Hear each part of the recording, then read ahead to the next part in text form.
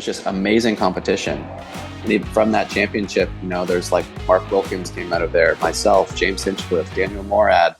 Like the list can go on and on of these kind of Ontario kids that had this platform to develop their craft, because you're only as good as what your competition allows you to be. And if the bar is high, it forces you to kind of find the next gear. And that's something that Ron was able to provide for us kids. The next morning after the test, like I get a phone call from a number that I didn't have saved in my phone, and look at the country code. I'm like, it's interesting. And like, then you answer the call and he introduces himself. I was just like, I never in my world would have thought that this would be happening right now. And he was just like asking me about the test, and I gave how I thought it went, and he gave me a lot of pointers of like, frankly, how to be better. Like Michael was so strict on himself, what made him the superstar that he was. Greg got down on one knee and signed like a picture that I wanted. I like picked up one of his hero cards and he signed it for me, and he, it was just like the coolest memory, and it's like a core memory of my life, and it's something with him. Like once I made it to that level where there was fan interaction, I told myself like, I have to. It doesn't matter how late I am for something, like I will always stop for a kid. Because I think an adult can understand if you're in a rush, right? You can hurry along, but like a kid, like they see like that you want to be a racing driver, and you see a racing driver, it's just like the coolest thing. It's like seeing an astronaut, right? Yeah. And so I tell myself every time, like I will always stop for children. It doesn't matter.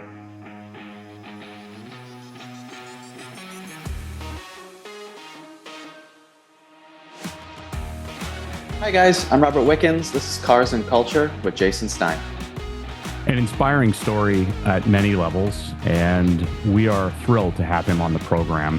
Not only because he's Canadian, but because he's a great guy. Robert, welcome to the program. Yeah, thanks for having me.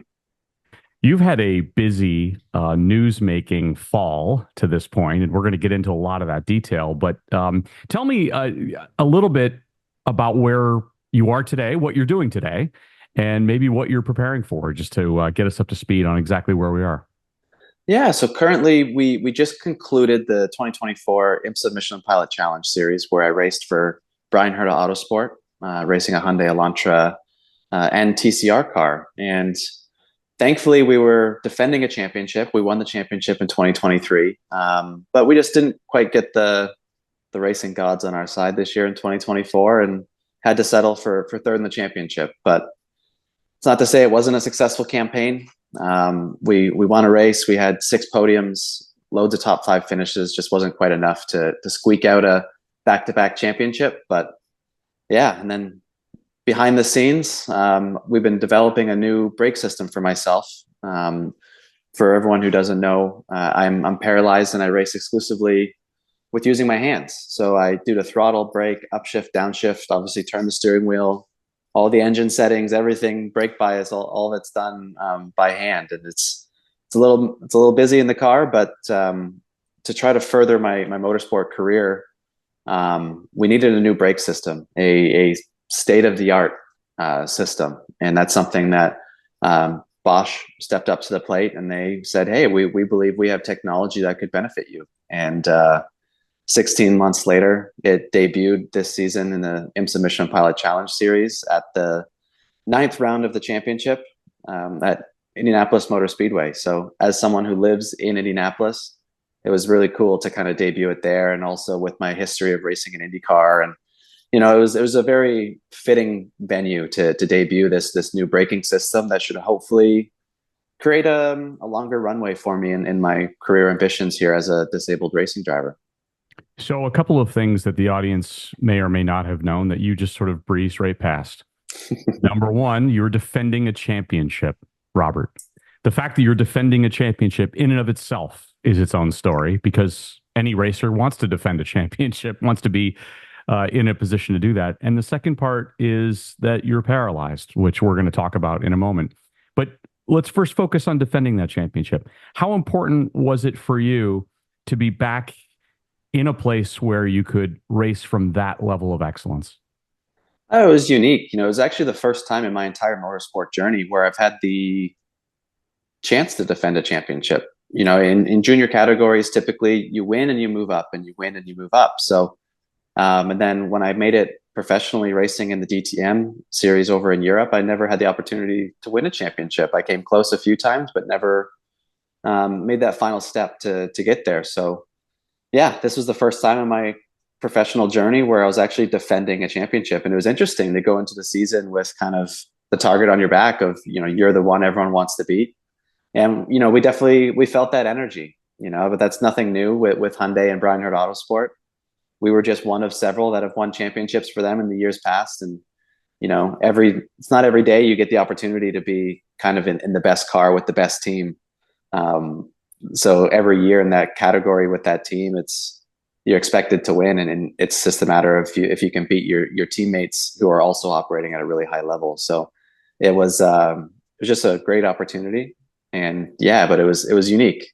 Unfortunately, we didn't get the start of the season we were hoping for. We had an engine failure at the first round in Daytona, so we immediately started on the back foot. Which in 2023 we won the championship purely on consistency. We actually didn't win a single race, but we had, I think, 5 second place finishes and some crazy stat like that. We were always in for a fight, and yeah, took it right down to the wire, and then clinched it in the finale. So it was, we knew we had to do it differently this year, which we did. We were able to win actually at Canadian Tire Motorsports Park, which was cool for me, home race, and for you as well, right? So it's always Right.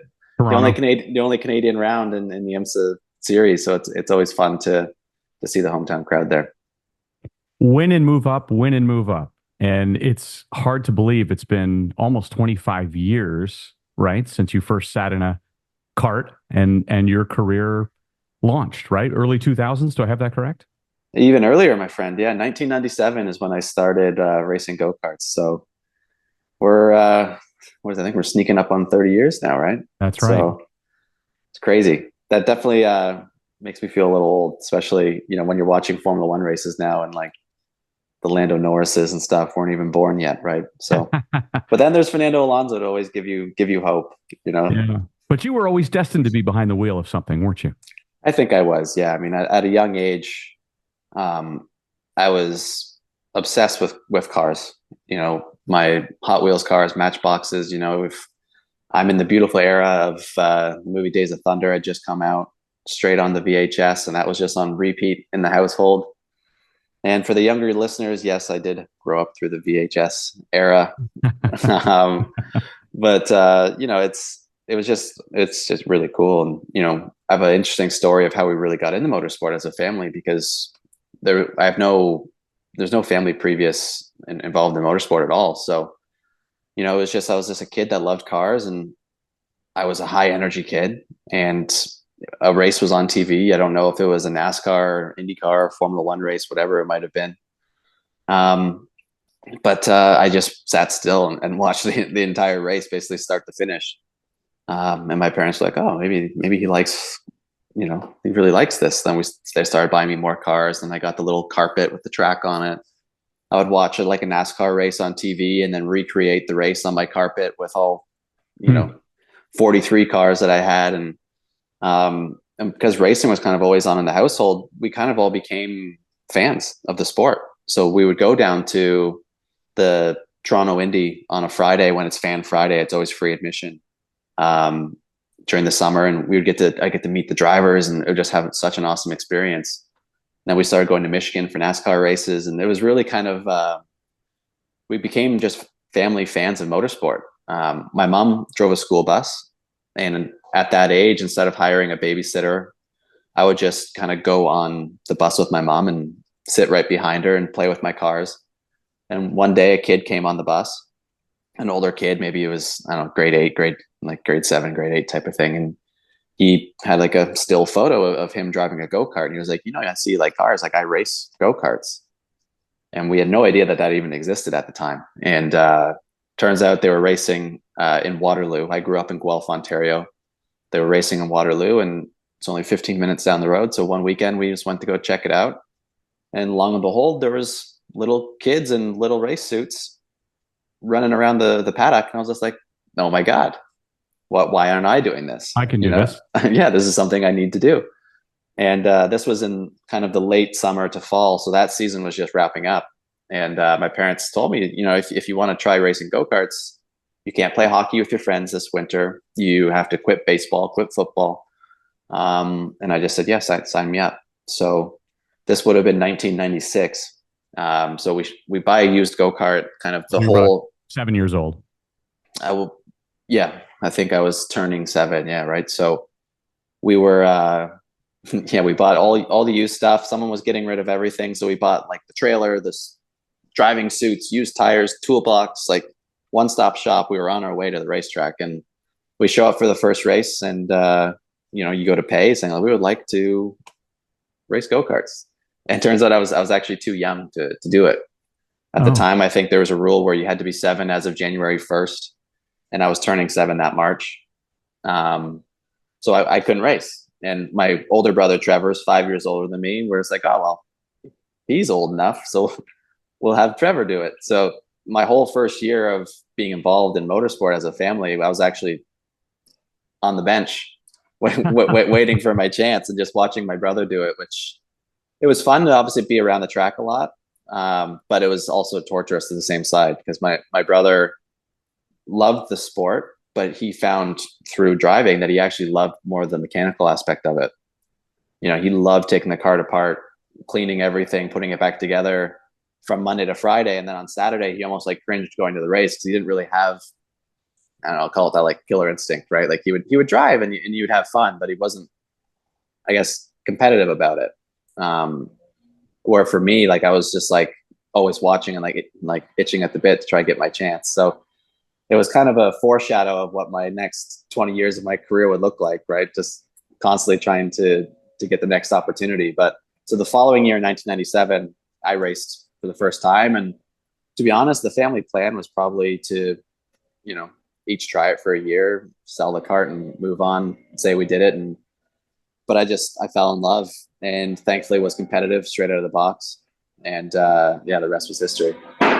So you go through karting, you get going on your karting career, and all of a sudden things start to really happen. You start to win, and over the course of the next 7 to 8 different years, you're on a track, including the fact, so to speak, including the fact that you're on your way ultimately to a formula racing career with a junior scholarship from BMW. How did that happen? Yeah, I mean, a lot of my journey was kind of right place at the right time, and just I treated every weekend like it was almost make or break for my career, even in karting levels, because really we weren't a family of big means. We were pretty much an average household income, but motorsports is an expensive sport, and we didn't have the opportunities to, let's say, test as much or have multiple engines or have everything else that some of our competitors had. So whenever there was kind of even like a club level race, like I always was trying to perfect something. And I was very fortunate that my brother, Trevor, ended up being my mechanic all through my go-karting career. And he was a bit of a hard ass, like he kept me accountable because he was giving up his, teen years to go to racetracks with me every weekend. And honestly, it kept me accountable. It kept me honest. When we would go to a track just to test for the day or something during the summer when we weren't in school, it was a constant challenge of like, he would tell me, I want you to do 20 laps in a row within 1/10 of a second. And if you don't, we'll come in and readjust the tire pressures and you'll go out and you'll do it again until you can just do what we need you to do. And so like, even though I was 8, 9 years old, like that it's how I grew up. Right. But, I think the saying always goes, right. You try to practice harder than you play. Right.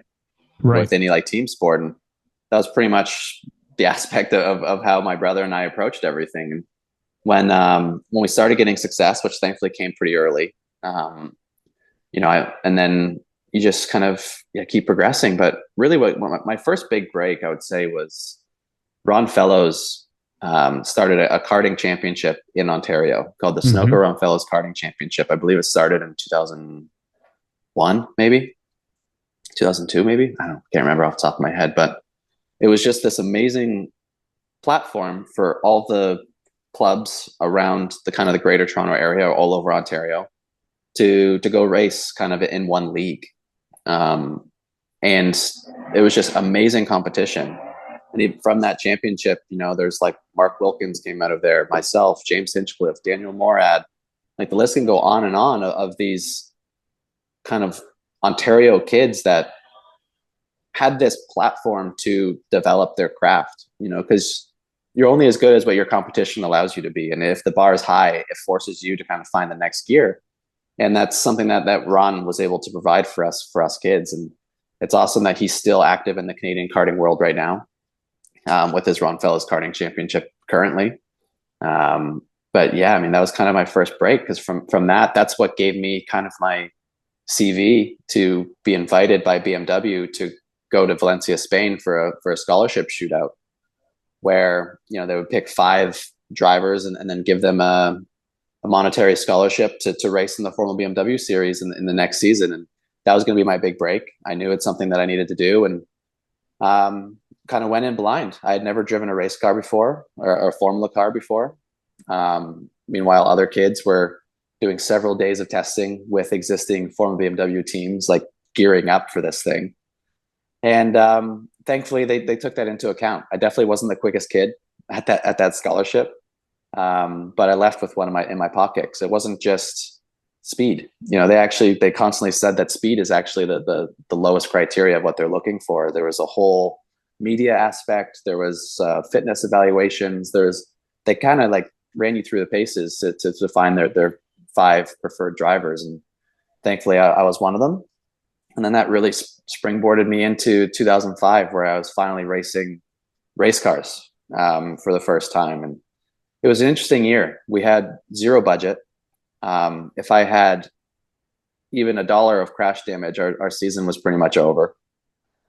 And so the whole year was just survive and advance. I wanted to gain experience, and I wanted to make a name for myself, but I had to do it with 0 risk. With saying that, we made it to the end, still in the championship fight. I ended up finishing 3rd in the championship. We won a couple races, but I was the only driver that finished every race. And not only that, I finished every race in the top 10. Like everything was just calculated, and it was a weird way of driving. But at that time, it was what I needed to do to prove myself, to try to get another opportunity. Because the goal, if you didn't win the championship, if you were the top rookie in the series, you got the scholarship again to return in 2006. And so that was really the goal for me. It was like, well, how can I get another year out of this thing? Which we managed to do. And the funny thing about that, if we fast forward so at the end of 2005, Formula BMW announced that they were doing the World Finals. For those that don't know, Formula BMW was similar to what F4 is now, where there's various regions of the category. There's Formula 4 America, there's Formula 4 Italy. There's pretty much the same stuff, but Formula BMW back in the early 2000s. And they decided to do a world final. So they took every region, and they flew us down to Bahrain, and whoever won was a world champion in Formula BMW.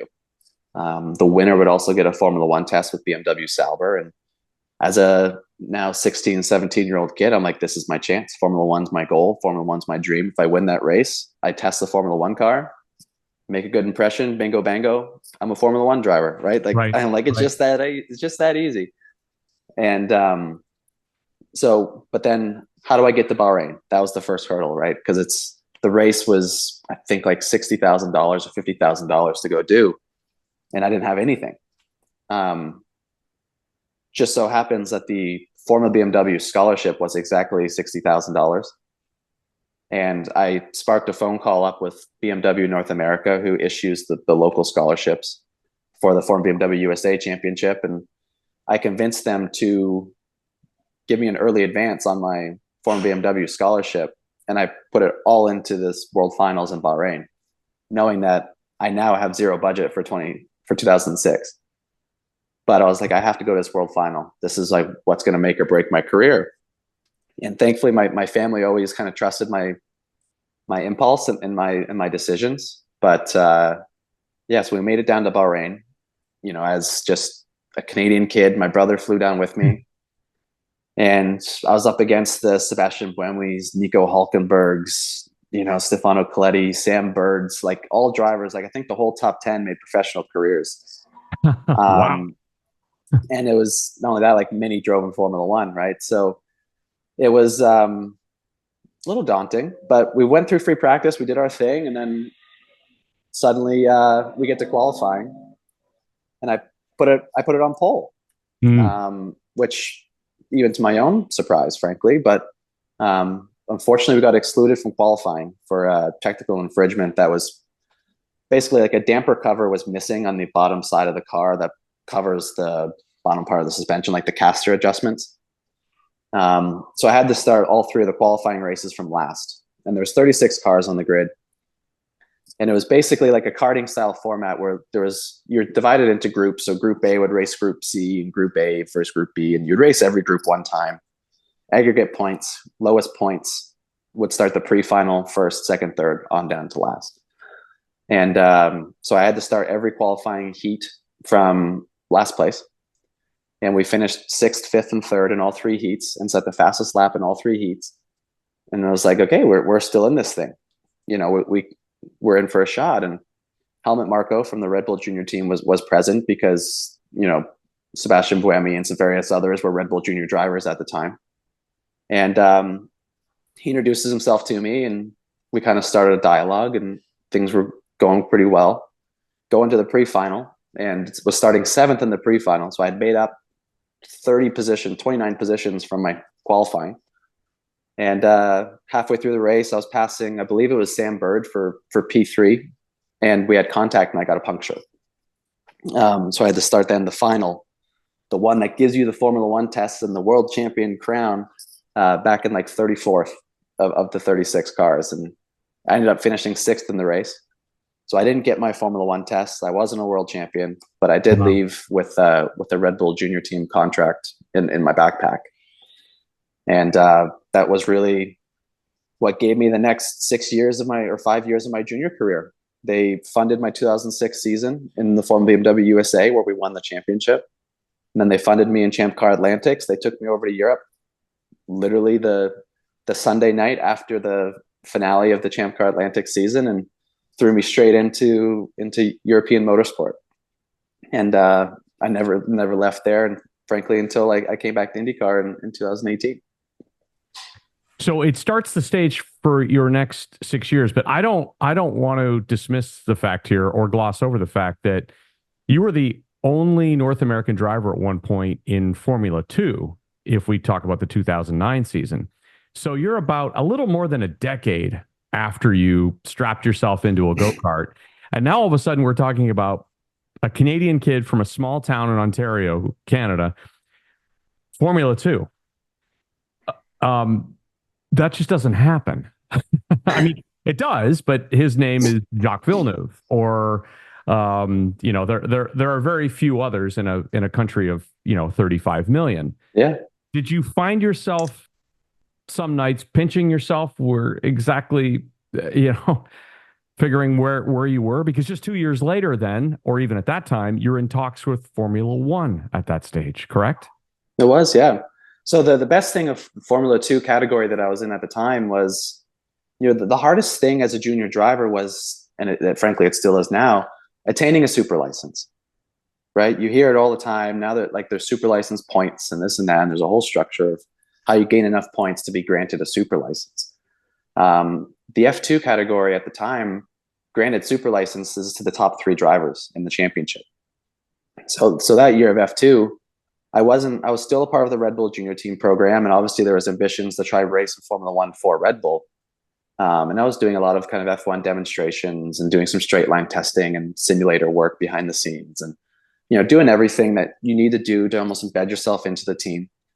But then during that season, it became pretty clear that it's kind of a roadblock with Red Bull. They just promoted Vettel up into the primary Red Bull car. They have Mark Webber on a long-term deal. And then I believe they had Buemi, and I don't even remember who else they had in 2009, but there was kind of everyone had multiple year deals. I'm like, well, where do I go? If I, in the end, Red Bull, as people I'm sure can understand from any interview that you read or listen to with Dr. Helmut Marko, but it's a very straightforward man. And he told me pretty much every step along the way in my junior career, if you don't win the championship, you're fired. Ah, wow. And it was pretty No much, pressure. yeah, but it's survive and advance. Yep. It's business. End of the day, they're trying to breed Formula One world champions. And frankly, if you don't win, are you a world championship caliber driver, right? And so he only said that to me one other time in my Red Bull journey, and it was my first year in Red Bull. And thankfully, I won the championship, so I didn't have to know if it was a bluff or not. But then fast forward to 2009, and Helmut Marko told me at the start of the season, you have to win this championship if you want a future in Red Bull. And I feel like through a bit of misfortune, I had a lot of mechanical retirements, just reliability issues and whatnot. But I had 7 mechanical DNFs from 14 races, and then I had, I think, 6 podiums from the rest. But we finished second in the championship, didn't win the championship. And the weeks later, I'm like, well, I guess we'll see what Helmut thinks. And I was like lobbying my counter argument to why I believe I should stay. And ultimately, he stayed true to his word, and I was released from Red Bull because I didn't win the championship, and I was then off on my own. And at the time, I thought my world was over. Right, that was my golden ticket to Formula One, because I didn't have any funding, I didn't have anything else. But what Red Bull gave me the opportunity to do was to create a name for myself and to create, a brand. I showed through various years of racing with Red Bull that I was a very accountable, reliable, and successful driver. So during that off season of 2009, although I thought my world was over and I was going to have to go back to school and get like a full-time, job with like everyone else, and suddenly, I was getting opportunities, and I was able to join the GP3 series, which was a category that is now Formula 3. And it was my first year not in the Red Bull junior team. And unfortunately, it was another second place finish in that championship. But again, it just showed that, I was becoming this like well-rounded driver where, I wasn't this hot or cold guy. I wasn't, the fastest guy on day one, but then crash on day 2 or whatever. Like I was just steady and constantly getting results and trying to elevate the teams that I was racing with to higher levels. And I think that's kind of what got me kind of each opportunity along the way, because at that point, I had a super license in my pocket from finishing second in the Formula 2 championship. And then you're just trying to integrate into a Formula 1 team in any capacity. And I had the option and the opportunity to be the reserve driver for Marisha Virgin Racing in 2011, as well as race in the Formula Renault 3.5 category. And that was a great championship for young drivers, because you could be a reserve driver for an F1 team because the races were opposite weekends to Formula 1. Where the current F2 driver pool, you can be a reserve, but when you're participating in the race yourself in F2, you're not fully embedded into the F1 team. You might be there for each on-track session, but you're not really in the debriefs. You're not doing the media stuff. Like you're not the full kind of reserve driver that you could be, like for us when we were doing Formula Renault 3.5. And,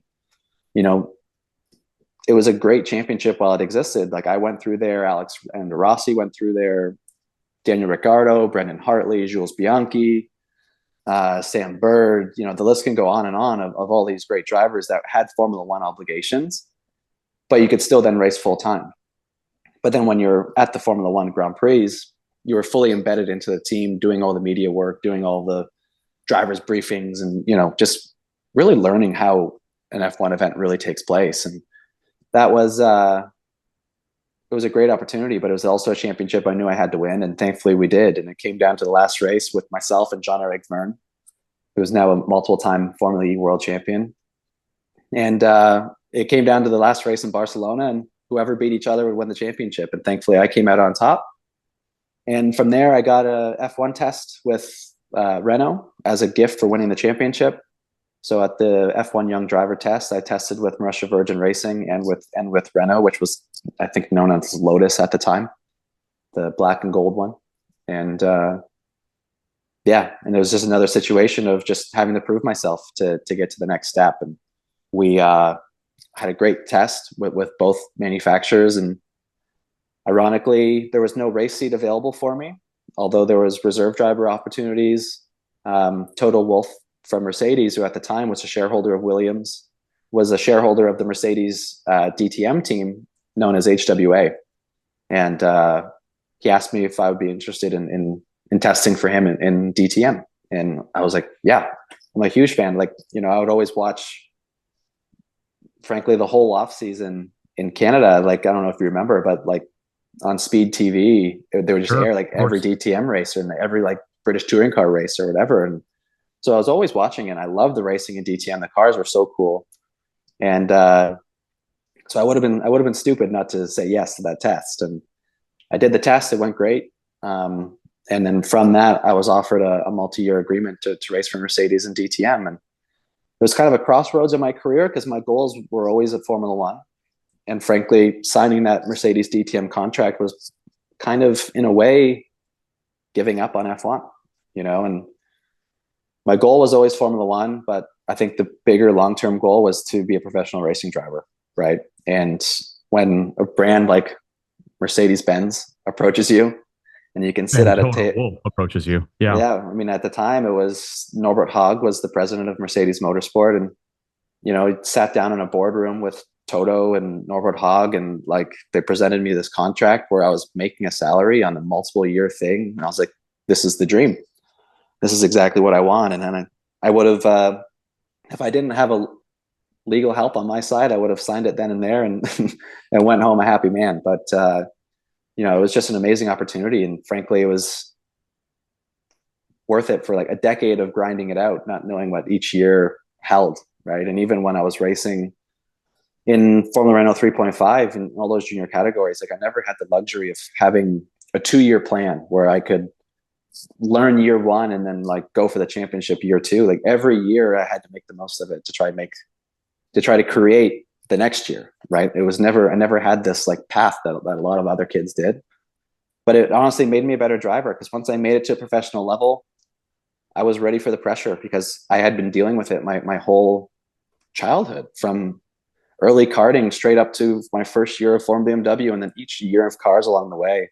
I always had to prove myself to get myself another chance in another year. So I felt a lot more prepared and ready for the for the pressures of being a professional racing driver. And then I think a lot of other drivers did.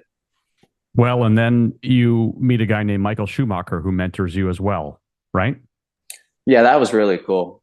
So about that. Yeah. So Michael Schumacher was a part of the Mercedes-Benz junior team in the early 90s. And obviously we all know Michael Schumacher. He retired from Formula One at Ferrari in the mid 2000s. And then he decided to come out of retirement and join Mercedes in Formula One in the early 2010s. And I joined the Mercedes DTM team in 2012.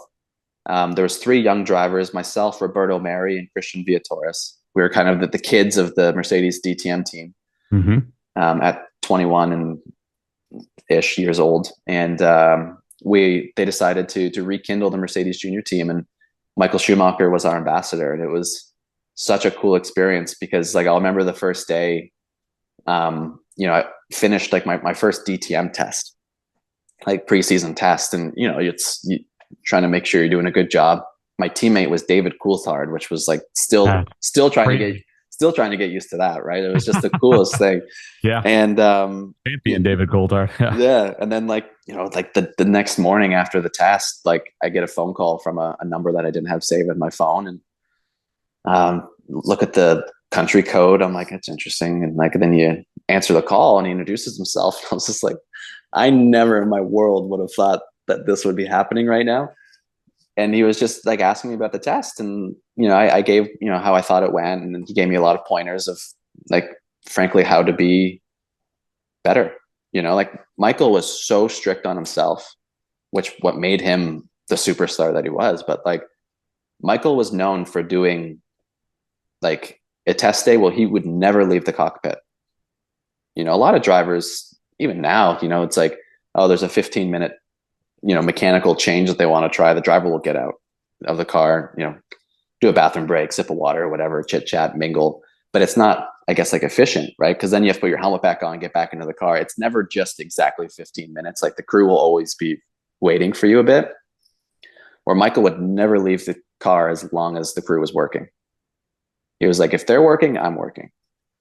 Hmm. And you just never get out of the car, and it would just sit in that car all day unless he would eat lunch with the crew. And then once everyone was done their lunch, he would get back in the car and be ready to go for whenever he's needed. He was just like, that was his role. That was his job, his duty for the day. And, there's something that, I still try to follow as much as I can today, right? Everyone's there doing their job and doing their service, and testing is so critical that every lap, every minute counts. And if we think about a driver that might dawdle and take 10 minutes to get into the car while the whole crew is waiting for them, it's, call it 6-7 laps of testing. It's an entire run where you could have tried a different setup change. So it was, that's something that I took from him that I still try to follow today, which was really cool. How did you get to IndyCar in 2017? So IndyCar was an interesting one. As a kid, obviously, I loved it. Greg Moore was my idol when I first started racing. Canadian. Yeah. In 1997, unfortunately, I had a fatal accident in 1999. But my first Toronto Indy I went to, I had the privilege of meeting him, and that's probably honestly one of the reasons why I fell in love with the sport. I think it was 97, my first year racing go-karts. We went to the Fan Friday, and as a professional now, you understand like every driver has an agenda. If they're seen in public, it's because they're going from point A to point B for another media obligation or a driver's meeting, or frankly, they're never just wandering around. But fans, like as a kid, you just think it's like, oh, there's that person, right?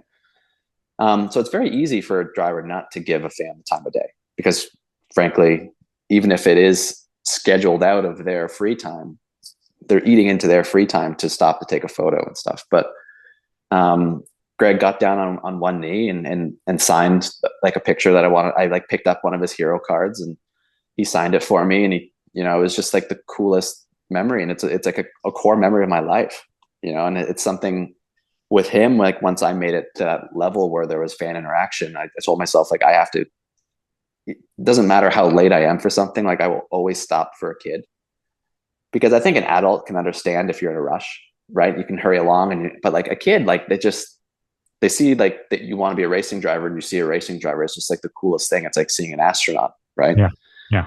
And so I tell myself every time, like I will always stop for children. It doesn't matter if I'm 5 minutes late. It doesn't matter if I'm going to get a monetary fine from the series for being late for a driver's meeting. It's worth it, right? Because I had that core memory of meeting Greg that for me, it's like, that was just that important. So with IndyCar, throughout my karting career, James Hinchcliffe and I were actually teammates in go-karts, and we became fast friends then, and we stayed long friends ever since. And once I was racing in DTM, he was racing in IndyCar, and we were kind of always chit-chatting. And in the off season, we were trying to meet up for a drink or something to, talk about our years and how life is and what next year's plans are. And IndyCar was always something that I wanted to try, but I never knew how I'd get that opportunity, because I tried to go to IndyCar actually in 2010 after I was released from Red Bull after my Formula 2 season. And unfortunately, I couldn't put the funding together. And one of the downfalls of being shipped off to Europe is you're not really a known commodity in the North American racing world. So like, obviously I had my CV and I had my accolades and all my accomplishments, but no one had seen me firsthand, where like, IndyCar teams right now, like they're always looking at Indy Next and seeing drivers and seeing the mistakes and seeing their glories and seeing everything, right? But all you can go off of if you're not in that continent is just word of mouth of what you can achieve. And I went to the season finale of the IndyCar season in Homestead in 2010 with the hopes to try to get myself an IndyCar opportunity or an Indy Next opportunity to try to progress into there. And it didn't work. I found myself in Formula Renault 3.5, won the championship, and I was off to Mercedes. So like it was close, but far away at the same time. But it was always something that I always wanted to try. And then through James, after we had both become established drivers in our world of motorsport, myself, multiple years with Mercedes and DTM and getting success and race wins there, and James racing in IndyCar, getting race wins there. And it was, we decided it would be really cool one day to try to do like a car swap and make like an event out of it where, similar to like what like Jeff Gordon and Juan Montoya did at Indianapolis Motor Speedway in the early 2000s, right? Yep.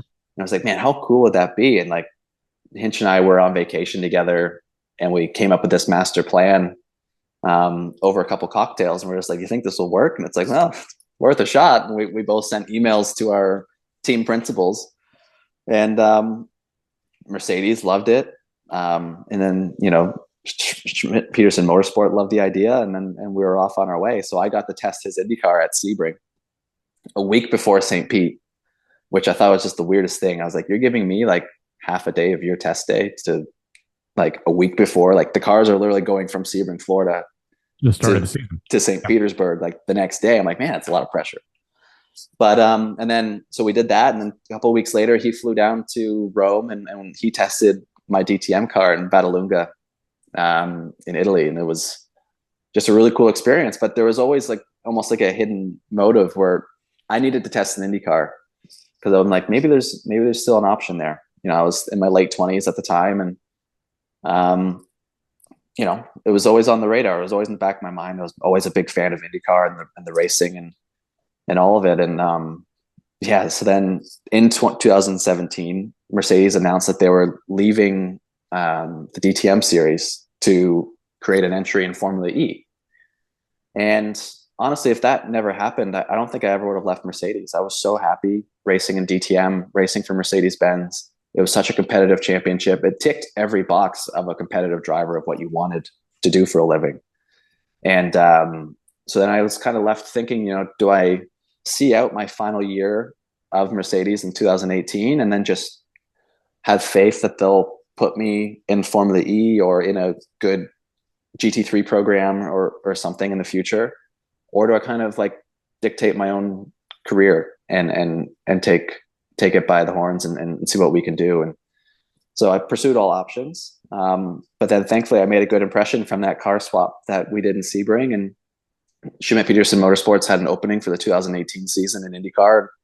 They asked me when we kind of negotiated, and we got to a decision where I had to call Toto and let him know that I was leaving my contract a year early to pursue a career in IndyCar for 2018. And it was a tough call. It was an emotional decision for sure, because DTM and Mercedes had become my family, and they only treated me with respect, and they were only ever supportive. And Toto had no hard feelings. He told all of us that although all of you are under contract to the end of 2018, you're free to breach and leave, because we understand we're putting you in a vulnerable state. But from my side, Mercedes was the longest lasting OEM in DTM. And if they left, they're pulling 6 to 8 cars out of the category. And then all that would be remaining would be like BMW and Audi. And it's like, well, would the championship even exist without Mercedes? Would they run it with only 14 cars or 16 cars or whatever the case might be? And in the end, it worked. Aston Martin came in and they fielded a small team, and it still existed. But there was a risk that there would be 20 like grade A professional racing drivers trying to find grade A work. So I decided to try to get out on the front end and take my IndyCar option. So that was a cool day. I remember signing the contract in IndyCar. Ironically, like when we made the public announcement in Toronto with that Hinch was going to be my teammate, so it was kind of like friends reunited, and it was really cool. It was an awesome experience, and it was a really cool opportunity. So the next year you go back to St. Petersburg, this time not testing something, but instead you've got your own seat and you're now driving, and you only go out and get the pole position in your debut qualifying session in March of 2018 for the opening season, the opening race of that season. Almost win the race. And then you go on to Indianapolis and you only become the Indianapolis 500 Rookie of the Year, led a couple of laps, finished in the top 10. And you're on your way with IndyCar. Yeah, I mean, still put the smile on my face when you tell me my Indy 500 stats, right? It's just such an amazing, like, I still can't believe I did that. But yeah, I mean, the IndyCar season start, it was an interesting time because I think it was a good opportunity as well to get an IndyCar because there was a brand new aero package for 2018. They reduced the downforce in the car by quite a bit to try and make the racing a little bit better. Because the previous generations of IndyCars had just like downforce and wicker and flicks and stuff like in every inch possible on the car. And so the car was quite a bit different to drive in 2018 than it had been. So coming in as a rookie, it was as equal of a playing field as it could have been, right? Because in St. Pete, everyone's still learning the car. Everyone's still learning kind of how the car liked to be driven with less downforce, but the same tires, right? So going into that qualifying session, I was like, I'll be pretty happy if I can leave here not getting knocked out of Q1, right? My goal was just to make the top 10. And I was like, if I can do that, I think it's going to be a great success. And we made it through Q1. Life was great. Got into Q2, and I'm like, all right, there's 12 cars left in Q2 here. I just have to beat 2 of them, and I've met my goal. And I put in a really, really good banker lap where I was actually like P1 or P2 on like the scrub run, right? Like everyone carries over your tires from first quali into second quali on those opening runs, and I was P1 of those runs, and then we all pit. We're waiting to go back out, and it started raining of all things, like this, like random, like it barely ever rains. At least in all the St. Petersburgs I've been to for IndyCar season openers, there's never really been rain, and it started just drizzling. Not a lot, like everyone stayed on slicks, but the pace obviously dropped off. And as a team, we made a decision of, well, at this point, we're kind of playing with house money because we met our goal. Even if we don't go back out and everyone goes quicker, we're 12th. Like this is still a good quality for us. But let's go all in for Q3 and see if we make it. And so we didn't even go back out on track. So we saved a brand new set of tires for Q3. Well, no one else did. And it paid off. No one went quicker. So we advanced into the Fast Six, the final Q3. And yeah, I was the only one with a new set of tires. And I knew I had a couple tenths in my pocket. It's just a matter of trying to put together the lap. And the track was kind of damp and drying. So it was a little stressful, but I just etched out Will Power, which I know very well that if I didn't have those new tires, there was zero chance I was probably going to beat Will Power to pole that day. Because he was a couple hundredths behind me on a used set and I was on a new set. So, but we just did enough, which I think caught a lot of people by surprise, including myself, frankly. But then we went into the race day and showed that it wasn't a fluke. We led 80 something laps of the 100 and something lap race, only to not see the finish. Got in an accident with Alex Rossi with 2 laps left. And so unfortunately on my IndyCar debut, there's a big 17th place finish or 18th place finish or whatever it is beside my name. But it was, it was a weekend I'm going to remember for the rest of my life. And honestly, the way it played out, sure, selfishly, I would have loved to have won the race like anyone. But I think from making a splash in the category, I think the way it ended, it almost couldn't have gone any better if you can think with hindsight, right?